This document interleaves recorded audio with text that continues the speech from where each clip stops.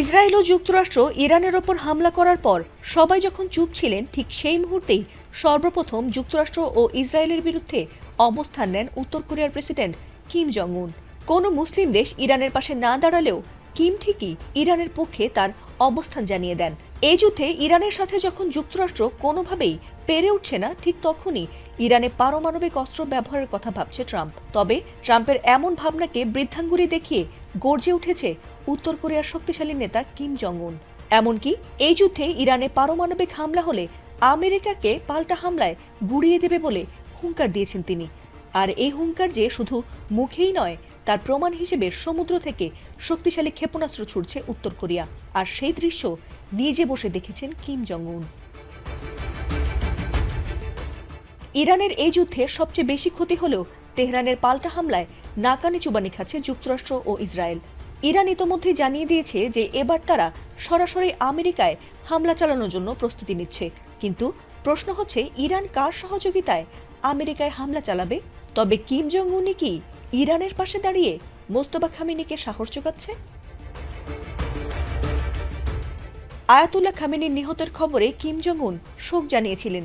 এছাড়াও ইরানের নতুন সর্বোচ্চ নেতা মোস্তফা খামেনিকে ট্রাম্প মেনে না নিলেও তিনি ট্রাম্পকে কোনো তোয়াক্কা না করেই মোস্তফা খামেনিকে সমর্থন জানিয়েছিলেন।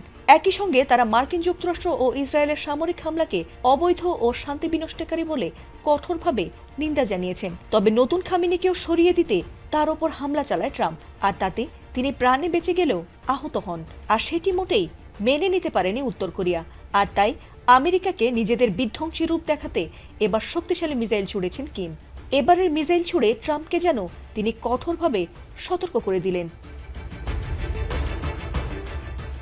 আমেরিকার শত্রু দেশ ইরানের সঙ্গে অনেক আগে থেকেই বেশ ভালো বন্ধুত্ব রয়েছে কিম জং উনের। আর তাই যুক্তরাষ্ট্র ও ইসরায়েলকে কোনো পাত্তা না দিয়ে মধ্যপ্রাচ্যের চলমান যুদ্ধের মধ্যেই নিজেদের পারমাণবিক সক্ষমতা দেখাতে আবারও ডেস্ট্রয়ার জাহাজ থেকে ক্রুজ মিসাইল ছুড়েছেন কিম জং উন। এ নিয়ে কোরিয়ান সেন্ট্রাল নিউজ এজেন্সি জানিয়েছে, এ যুদ্ধকালীন পরিস্থিতিতে কমান্ড ও নিয়ন্ত্রণ ব্যবস্থার পরীক্ষা করা এবং জাহাজটির নাবিকদের শিগগিরই নৌবাহিনীতে মোতায়েনের জন্য প্রস্তুত করতে মিসাইল ছোড়ার নির্দেশ দেন কিম জং উন। গত সপ্তাহে যুক্তরাষ্ট্র ও ইসরায়েল ইরানে হামলা চালানোর পর বিশ্বজুড়ে পারমাণবিক সক্ষমতা নিয়ে বাড়তি নজরদারির মধ্যেই উত্তর কোরিয়া এই পরীক্ষা চালালো। এমনকি গত 3 বছরের মধ্যে সর্বোচ্চ সময় ধরে চলে এই পরীক্ষা বলে জানিয়েছে উত্তর কোরিয়া। এই ক্ষেপণাস্ত্র উৎক্ষেপণের মাধ্যমে কি তবে যুক্তরাষ্ট্র ও ইসরায়েলকে উচিত শিক্ষা দিতে চলেছেন পারমাণবিক শক্তিধর নেতা কিম জং উন? সেটি সময় বলে দেবে। ফাতিমা সুলতানা, এটিএন বাংলা।